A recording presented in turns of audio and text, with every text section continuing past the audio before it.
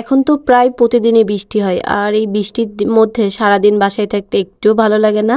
আসসালামু আলাইকুম। আজকে বিকেলে একটু বাইরে রোদ বের হয়েছিল, যদিও সারাদিন ধরেই বৃষ্টি হয়।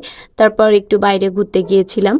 এই যে এই জায়গাটা যে এত সুন্দর, আর বৃষ্টির পরে আকাশটা এত সুন্দর লাগতেছিল।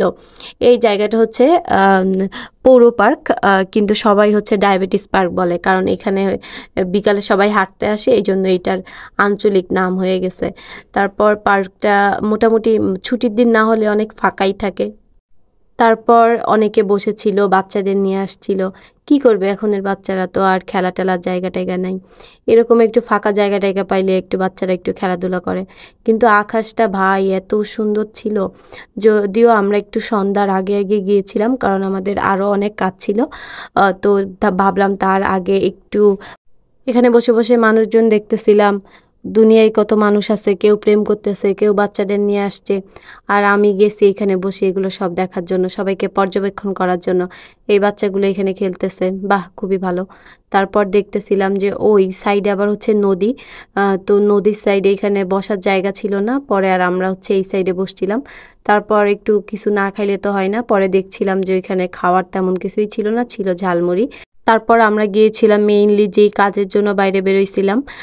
এইখানে আপু যেন কি কি কিনতেছিল, আমি একটু গহনাগাটি দেখতেছিলাম, বাহ খুব সুন্দর সুন্দর। কিন্তু কেন জানি আমার কখনোই এরকম মানে সোনার গহনার প্রতি কখনোই আমার একটু ভাল লাগে না। তারপর হচ্ছে আমরা জুতার দোকানে গেছিলাম, পরে দেখতেছিলাম এখানে অনেক ভালো ভালোই কালেকশন দেখতেছিলাম। পরে আপু হচ্ছে জুতা কিনবে, এই জন্য ট্রাই করতেছিল। তারপর আমরা ওইখানের কাজ শেষ করে এবার আবার আসছিলাম।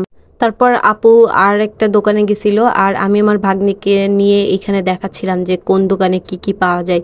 ছোট মানুষ, বড় হইলে তো দরকার হবে, এই জন্য আগে আগে সব কিছু চিনাইতেছিলাম যে কোথায় কি কি পাওয়া যায়, দেখে রাখো, এগুলো শিখতে হবে তো, আসতে হবে তো। পরে এগুলোর সাথে মজা করতেছিলাম দাঁড়ায় দাঁড়ায়। তারপর এই যে আমরা যাচ্ছি, আমাদের যদিও কাজ কাম এখনও শেষ হয় নাই। আজকে মোটামুটি সব কিছু ফাঁকাই ছিল, এরপর আবার খাইতে হবে, কারণ ঝালমুড়িতে তো কিছুই হয় নাই। এইটা হচ্ছে চিকেন টাইপের কিছু একটা ছিল, নাম জানি না, কিন্তু খেতে মোটামুটি ভালোই ছিল। তারপর একটু কোক খাইলাম। এবার দেখি কি আবার খাবার জিনিস, আর খাবার জিনিস দেখলেই তো খাইতে মন চায়। এগুলা যখন স্কুলে পড়তাম তখন তো অনেক খাইতাম, আর এখন তো এগুলা এত দেখা যায় না সচরাচর। তারপর এখান দিয়ে খাইলাম বাদাম। তারপর ভাবলাম যে চা খাওয়া হয় নাই, এবার চা খাইলাম। চা খাওয়ার পর তারপর তো রাত হয়ে গেছে অনেক, বাসায় যাইতে হবে, কাজটা সব শেষ। তারপর এই যে আমরা সুন্দর করে বাসায় চলে যাচ্ছিলাম। আজকের ভিডিওটা এই পর্যন্তই। ভালো লাগলে অবশ্যই লাইক কমেন্ট করবেন।